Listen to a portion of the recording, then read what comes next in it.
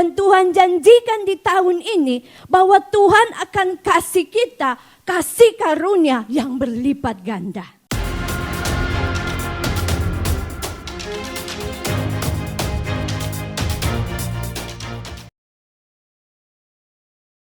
Saudara yang kekasih, puji Tuhan, saya mau rindu berbagi apa yang pesan yang saya dapat saudaraku melalui MDPJ di hari Sabtu kemarin. Ya, sekalipun saudaraku saya tidak begitu mengikuti semua, tapi puji Tuhan, ya Tuhan sudah taruh pesan Tuhan di dalam hati saya karena kemarin itu kami, majikan saya, saudaraku, diadakan pelepasan jenazah. Ya, puji Tuhan, terima kasih saudara untuk semua doa-doanya, sehingga semuanya boleh berjalan dengan baik. Nah, saudara, kita mengucap syukur saudara, karena kita semua tahu bahwa tahun ini kita semua berada di tahun 5785. Nah, yang saudaraku, ini adalah kalender Ibrani. Tetapi Kak Feli udah panjang lebar menjelaskan di minggu kemarin bahwa saudaraku, kita ini adalah Israel rohani. Amin. Sehingga berkat Tuhan yang Tuhan sediakan untuk bangsa pilihan Tuhan, saudara dan saya, oleh anugerah Tuhan, melalui kita percaya kepada Tuhan Yesus, berkat yang Tuhan janjikan untuk bangsa pilihan Tuhan itu juga turun bagi setiap kita. Amin, tepuk tangan buat Tuhan Yesus. Ya, saudara, kita mengucap syukur bahwa ya kita masih ada di tahun DKDP. Ya, 80 itu yang artinya itu mulut saudara. Nah, dan 5 itu adalah He, merupakan huruf kelima dalam alfabet Ibrani yang juga berarti kasih karunia. Nah, sore hari ini saya akan berbicara tentang kasih karunia ganda. Nah, berapa banyak yang mau terima kasih karunia yang berlimpah-limpah daripada Tuhan? Amin. Haleluya. Nah, saudaraku, di dalam tahun 5785 ada 2 angka 5 ya. Diawali dengan angka 5 dan akhirnya angka 5. Saya ulang bahwa tadi saya berkata bahwa angka 5 di dalam firman Tuhan itu juga berbicara tentang kasih karunia Tuhan, saudara ya. Nah, kita lihat di sini, apa sih itu kasih karunia, saudara? Dalam hidup kita, ya, saya renungkan bahwa ada 2 pemberian yang kita bisa terima dalam hidup ini. 1, ada pemberian yang kita terima karena memang itu adalah hak kita. Ya, saudara bekerja, ya ini tanggal muda ya. Yang belum gajian sabar aja. Mungkin tanggal mudanya nanti pertengahan bulan ya. Gak apa-apa, ya saya percaya semua yang ada dalam ruangan ini pasti punya tanggal muda masing-masing.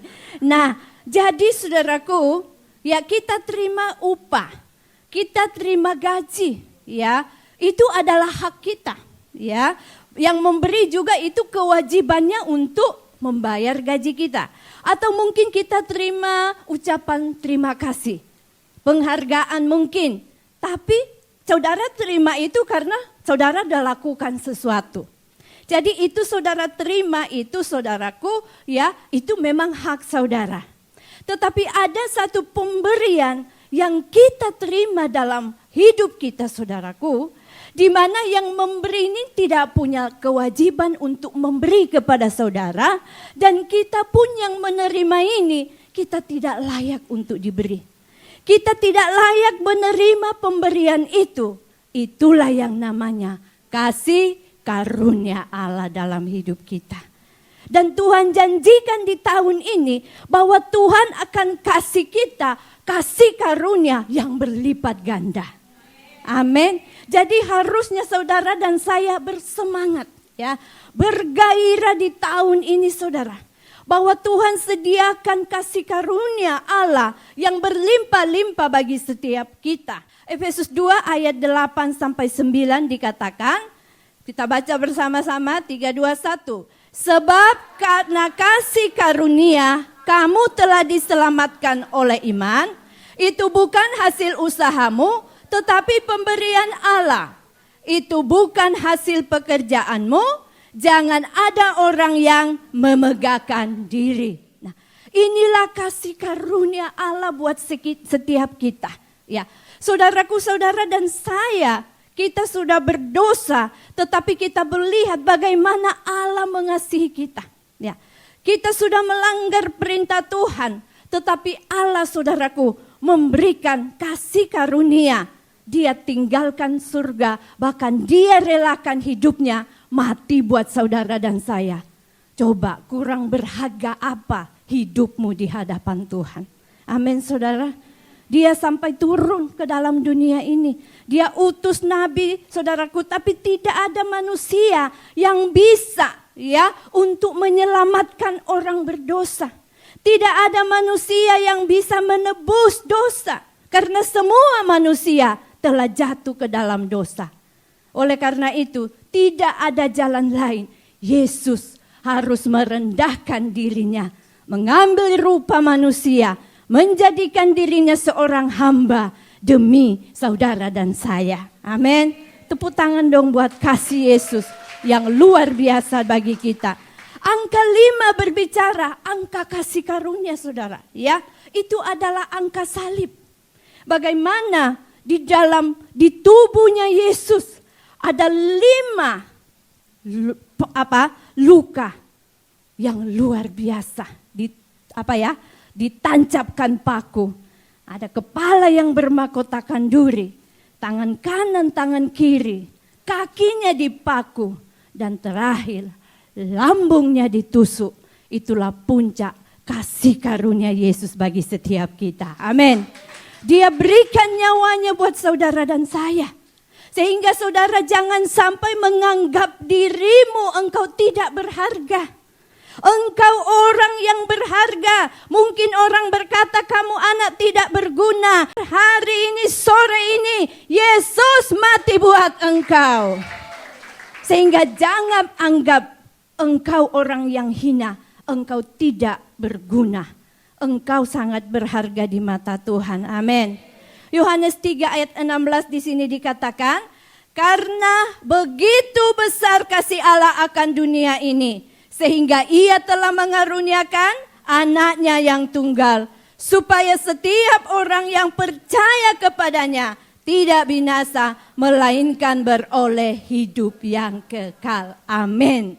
Begitu besar kasih Tuhan buat kita. Nah, bagaimana atau apa bagian yang perlu kita lakukan dalam hidup kita, saudara, supaya kita boleh menikmati kasih karunia ganda di tahun PH ini. Semua rindu menerimanya? Amin, saudara. Ya, saudaraku, kita nanti akan baca di dalam Lukas 15. Tapi baiklah, saya akan cerita aja dari awal, karena ini cukup panjang, saudara. Saudara kalau baca Alkitab mungkin ada yang belum baca atau sudah lupa. Saya cerita sedikit saja, saudara, di mana kalau di dalam Lukas pasal 15 itu berbicara tentang perumpamaan anak yang hilang.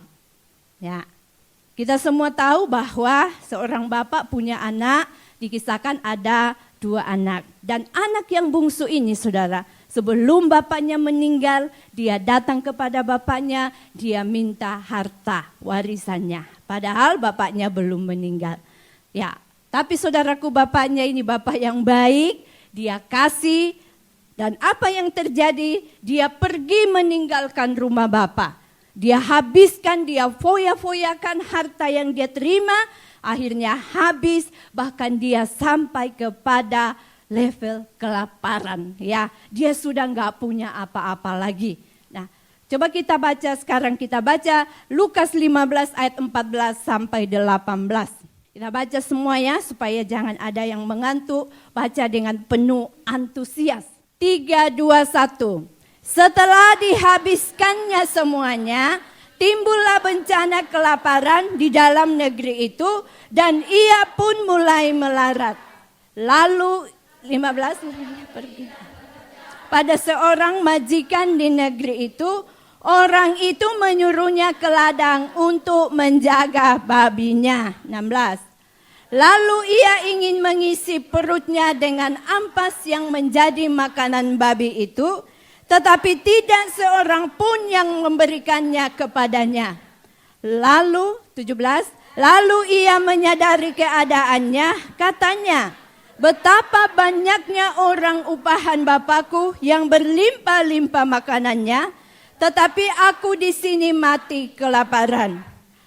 18, aku akan bangkit dan pergi kepada Bapakku dan berkata kepadanya, Bapa, aku telah berdosa terhadap sorga dan terhadap Bapa. Nah, poin yang pertama di sini, saudara, supaya kita mengalami kasih karunia ganda, kasih karunia yang berlimpah-limpah di tahun ini, kita belajar dari sini di ayat 17. Dikatakan di sana, lalu ia apa? Menyadari keadaannya. Amin. Jadi saudaraku, mari setiap kita dengan rendah hati, kita datang kepada Tuhan. Kita akui setiap dosa-dosa kita. Amin. Kita datang minta ampun kepada Tuhan, saudara. Ya.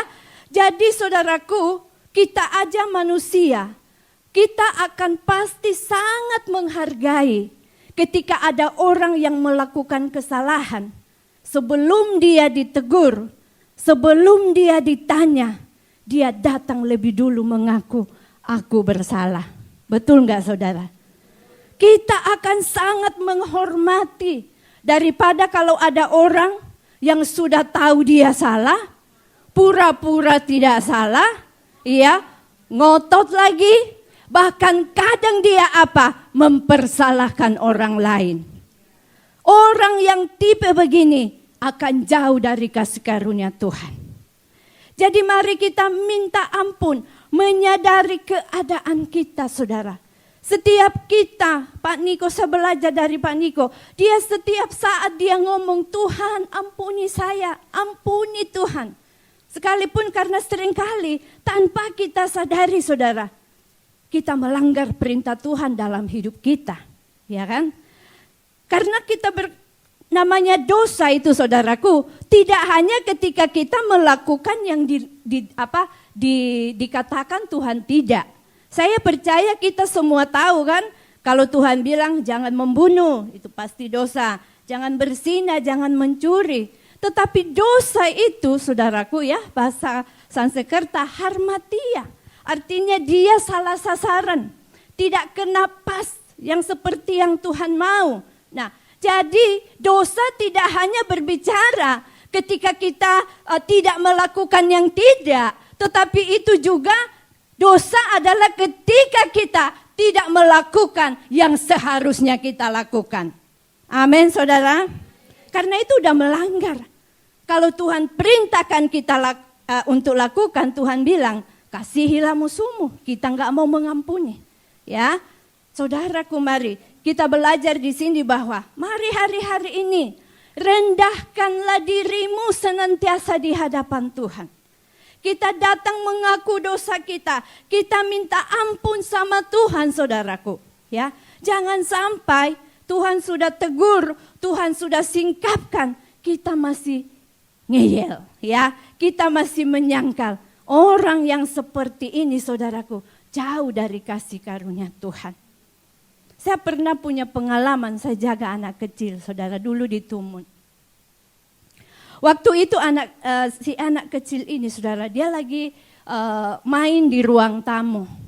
Dan waktu itu dia ambil, karena saya lagi masak, jadi saya nggak terlalu fokus, pikiran saya dia lagi aman main. Begitu saya datang, saya lihat dia ambil, kalau nggak salah itu iPad mamanya. Saudaraku, dia bawa, dia main dan tidak tahu kenapa, mungkin tidak tahu apa yang terjadi, terus dia nangis, dia ketakutan. Waktu saya muncul, saya lihat dia, saudaraku, saya juga kayak emosi ya, karena saya bilang, saya sudah ngomong jangan sentuh barangnya, ya itu alat-alat pekerjaan kantor mamanya. Tapi apa yang dia lakukan, saudaraku? Anak ini dia lari, dia peluk saya dan dia buka tangannya sama saya. Dia bilang, "Anti, taolah. Tahu anti, dia bilang begitu. Kalian ngerti ya? Pukul saya, pukul, dia kasih tangannya lebih dulu sama saya, saudara.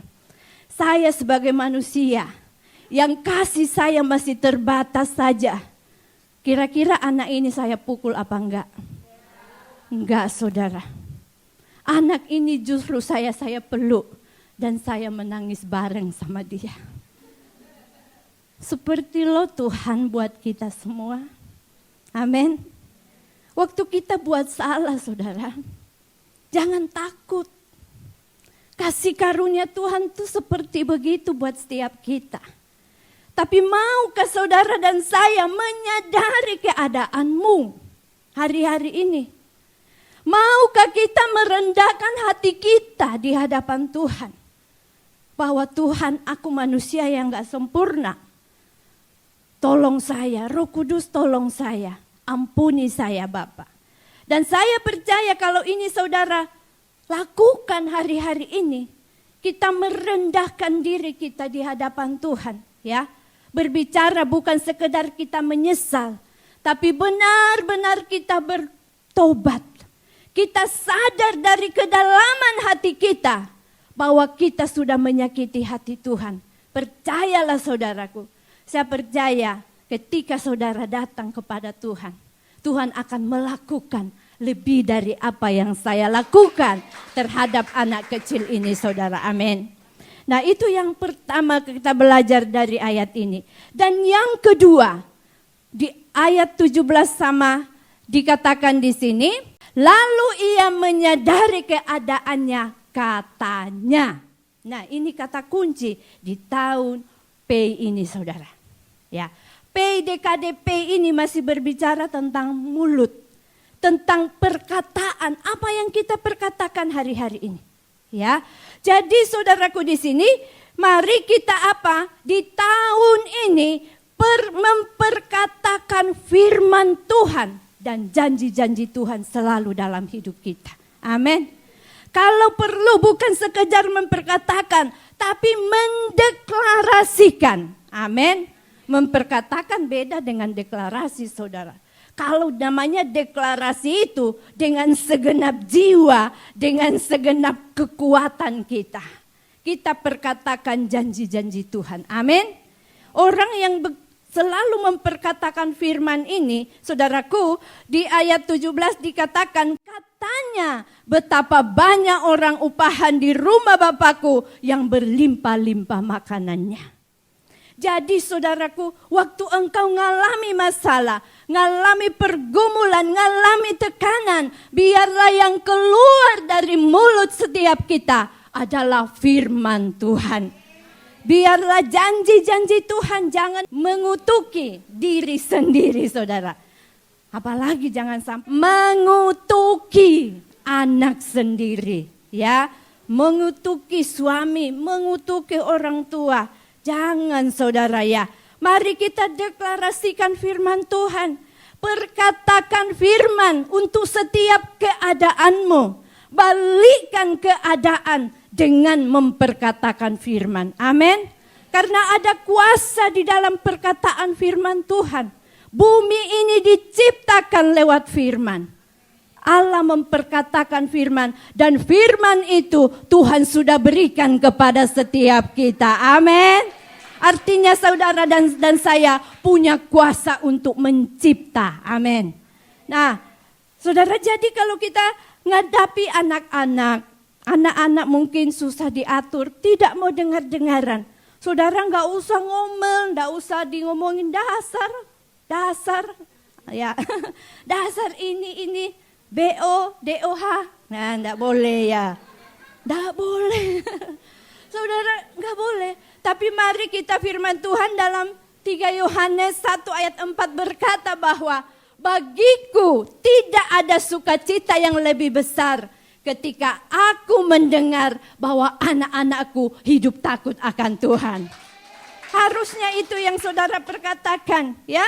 Kalau anak saudara prestasinya di sekolah kurang baik, ya, suka lupa pelajaran, ya, tidak usah diomel-omelin, kasihan ya saudara, Gak usah ya saudara dorong dia untuk belajar. Tapi kalau memang mungkin IQ-nya ya belum sampai di situ, saudara mari mencipta untuk anakmu.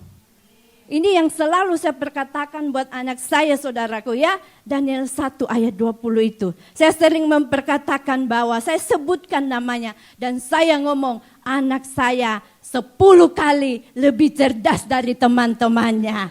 Itu yang terus perkatakan.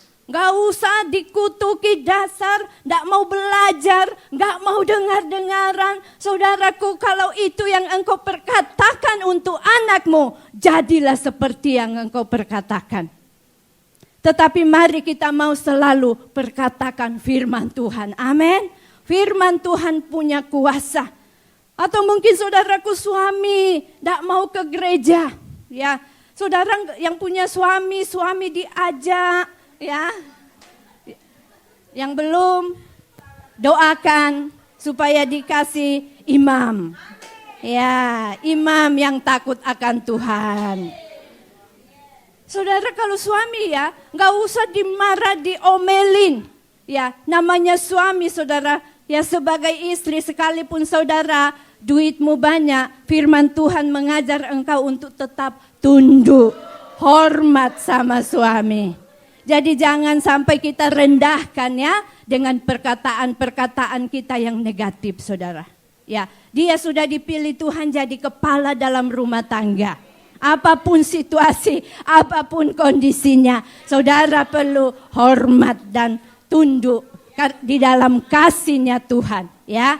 Nah, jadi saudara, ya udah perkatakan Yosua 24 ayat 15 berkata, aku dan seisi rumahku akan melayani Tuhan. Amin. Itu yang Tuhan mau hari-hari ini. Atau mungkin juga saudara didiagnosa oleh dokter. Dan dokter berkata, kamu sakit ini. Ya ada ini dalam tubuhmu. Ya saudara mari kita balikkan keadaan.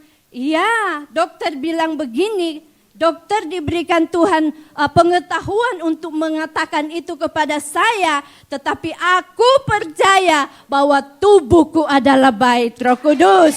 Tubuhku bukan rumah sakit penyakit. Dan aku percaya oleh bilur-bilurnya aku telah sembuh. Jadi ini yang akan kita terus perkatakan ya. Jadi tadi ingat untuk menerima kasih karunia Tuhan yang ganda dalam kehidupan kita hari-hari ini. Sadari keadaanmu dan mari perkatakan firman Tuhan. Berikutnya apa yang dilakukan oleh anak si bungsu ini saudaraku. Poin yang ketiga adalah bertindak. Ayat 18 dia berkata, aku akan bangkit dan pergi kepada Bapakku. Kepadanya, Bapa, aku telah berdosa terhadap surga dan terhadap Bapa. Jadi saudaraku, kita perlu bertindak. Ya, ini tahun tindakan. Saudara kalau masih kurang jelas dengan namanya tahun tindakan ya, saudara tolong buka YouTube, lihat khotbahnya Kak Feli minggu lalu ya. Iya, minggu lalu saudara. Itu sangat jelas di sana. Artinya apa? Bahwa orang yang mau taat melakukan firman Tuhan tidak hanya timbul di pikiran, di hati, tapi enggak lakukan apa-apa. Saudaraku, orang yang akan menerima kasih karunia ganda di sini adalah orang yang mau taat sama firman Tuhan. Amin. Orang yang mau ambil tindakan hari-hari ini. Jadi saudara, apa yang Tuhan ngomong, belajar lakukan. Ya, mungkin hari ini disuruh mengampuni, ya mengampuni. Besok disuruh memberkati, ya memberkati. Ya, disuruh berdoa, bersyafaat, lakukan saudara. Jadi saudara yang kekasih dalam Tuhan, mari kita mau bertindak. Kita respon dengan suara Tuhan dalam setiap kehidupan kita. Tentu untuk kita bisa peka saudaraku dengan suara Tuhan, ini butuh latihan saudara. Tapi saya percaya semakin kita banyak tinggal di hadirat Tuhan, semakin kita terhubung dengan Tuhan, maka kita akan semakin peka dengan suara Tuhan. Kita akan semakin bisa mendengar. Kadang hanya kita lakukan hal sepele, tapi kalau itu tidak baik, tidak berkenan, saya percaya Roh Kudus itu ingatkan kita. Sehingga kita bisa dengan cepat kita tadi minta ampun dan kita perbaiki diri kita bertobat sungguh-sungguh. Maka saya percaya kasih karunia ganda itu akan turun dalam setiap kita. Amin, saudara. Dan saudaraku, apa yang terjadi ketika si anak ini dia melakukan 3 poin tadi, saudaraku. Yang pertama tadi apa? Menyadari keadaannya. Yang kedua dia memperkatakan firman. Yang ketiga adalah dia bertindak atau taat sama firman Tuhan. Maka sekarang berkatnya adalah dia menerima kasih karunia ganda. Amin. Tepuk tangan dulu yang mau tepuk tangan, saudara. Saudara yang siap terima berkat kasih karunia ganda, beri tepuk tangan yang lebih meriah lagi. Haleluya. Kita buka Lukas 15 ayat 20. Maka bangkitlah ia dan pergi kepada bapaknya. Ketika ia masih jauh, ayahnya telah melihatnya. Lalu tergeraklah hatinya oleh belas kasihan. Ayahnya itu berlari mendapatkan dia, lalu merangkul dan mencium dia. Amin. Jadi saudaraku, ketika dia bangkit, maka saudaraku di sini dia mendapat pengampunan dari bapaknya. Bapaknya tidak hanya mau menerima dia kembali, saudara, tetapi ada kasih karunia ganda dari Bapa. Kita baca di dalam Lukas 15 ayat 22 sampai 24. 3:21. Tetapi ayah itu berkata kepada hamba-hambanya, lekaslah bawa kemari jubah yang terbaik. Pakaikanlah itu kepadanya dan kenakanlah cincin pada jarinya dan sepatu pada kakinya. Dan ambillah, ayat 23, dan ambillah anak lembu tambun itu dan sembelilah dia dan marilah kita makan dan bersukacita. Sebab anakku ini telah mati dan menjadi hidup kembali. Ia telah hilang dan didapat kembali. Maka mulailah mereka bersukaria. Haleluya. Anak ini terima kasih karunia ganda. Dia tidak hanya diterima kembali ke rumah yang sudah pergi, meninggalkan Bapa, memfoya-foyakan harta anugerah yang diberikan Bapa, tetapi digandakan kasih karunia dari Bapa. Tadi dikatakan bapaknya berkata, pakaikan dia kembali jubah yang terbaik. Amin, saudara. Bahkan tidak sampai di situ, bapaknya berkata, pakaikan cincin. Bukankah Bapa kita di sorga kasihnya lebih besar dari siapapun yang ada dalam dunia ini. Amin. Saudaraku, bahkan tadi dikatakan tidak cukup sampai di situ. Dia dibuatkan pesta oleh Bapa di sorga. Amin. Makanya firman Tuhan berkata, jikalau satu orang bertobat, seisi surga bersorak, bertepik-tepik sorak, saudaraku. Karena ini, saudaraku, ini kasih karunia ganda dalam setiap kehidupan kita. Tuhan akan kerjakan hari-hari ini, saudara.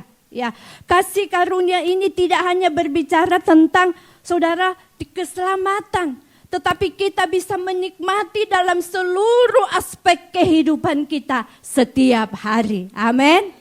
Kita akan menerima berkat Tuhan, di mana berkat ini tidak pernah kita pikirkan. Bahkan seringkali kita berkata bahwa ini wow, kok sepertinya saudara dan saya dibedahkan dari orang-orang yang tidak percaya.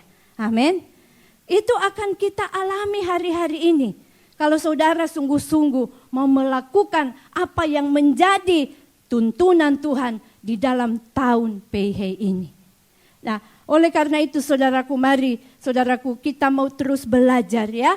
Saudara, dan apa kita mau berikutnya yang keempat. Mari kita selalu mengucap syukur dalam segala keadaan. Ucapkan syukurmu kepada Tuhan. Apapun rancangan Tuhan yang terjadi dalam hidup saudara dan saya, mungkin itu tidak seperti yang kita pikirkan, tidak seperti yang saudara dan saya rencanakan. Tetapi mari di sini kita mau selalu ucapkan syukur, saudara. Dan saya mau katakan, orang yang mau belajar ya mengucap syukur mungkin dalam hal yang kecil. Tapi saya mau katakan, mari muliakanlah Tuhan. Muliakanlah nama Tuhan dalam hal-hal sederhana yang engkau alami setiap hari. Amin. Karena firman Tuhan kan berkata bahwa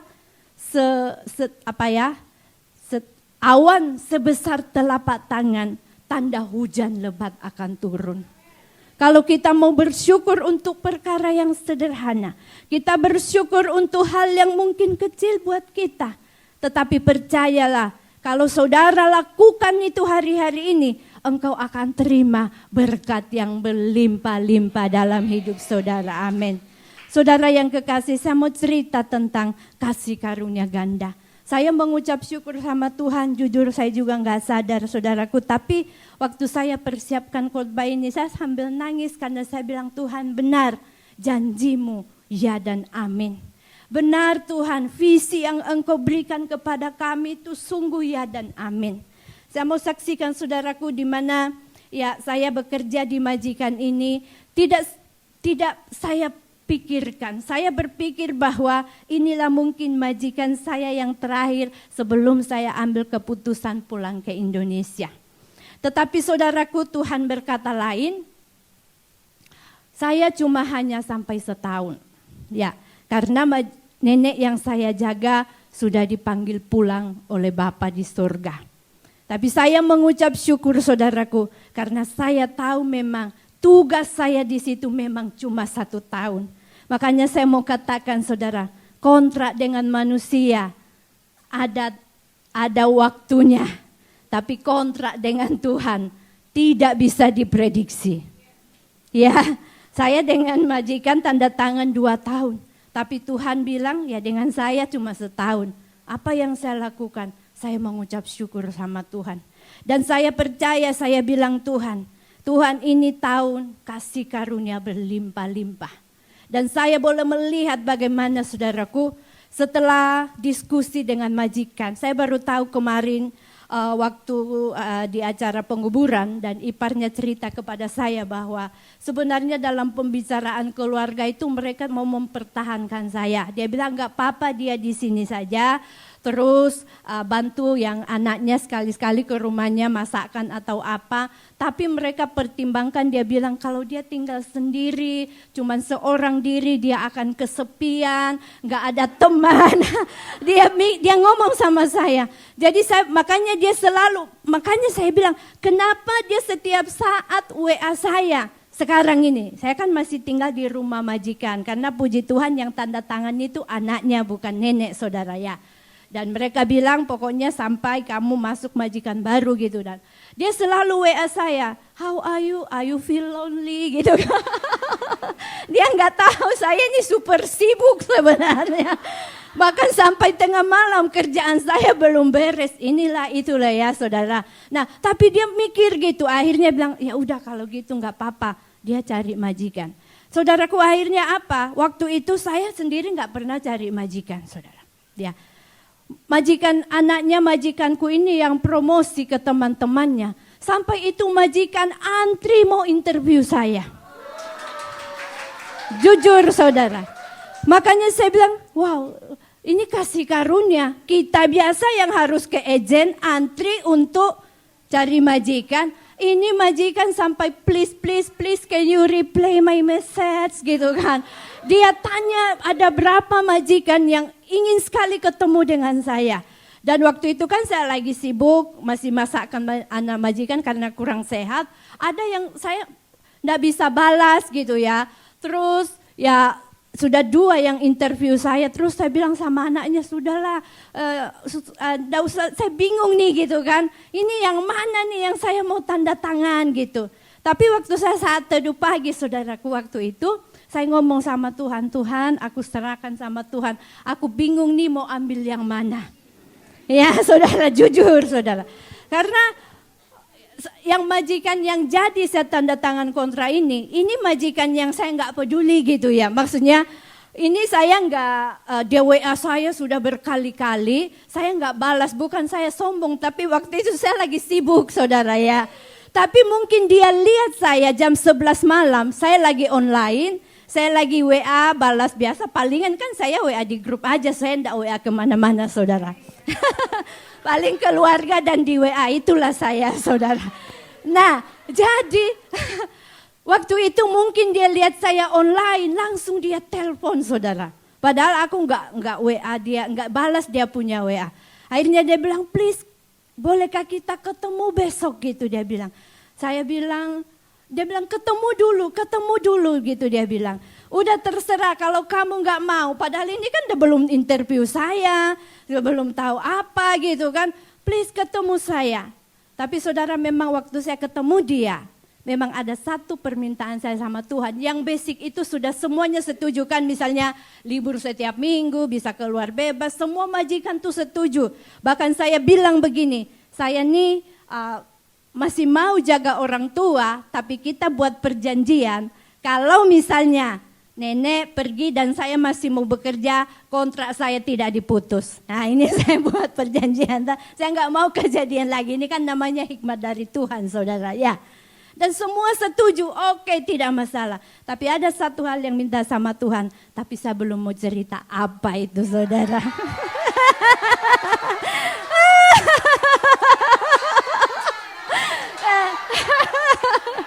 Nah, nanti kalau Tuhan sudah jawab pasti saya cerita. Ada satu yang saya minta kali ini sama Tuhan. Dan jawabannya ada di majikan ini. Makanya saya tanda tangan. Tepuk tangan buat Tuhan. Saudara, ini kasih karunia ganda. Saudara akan melihat apa yang tidak pernah kita pikirkan.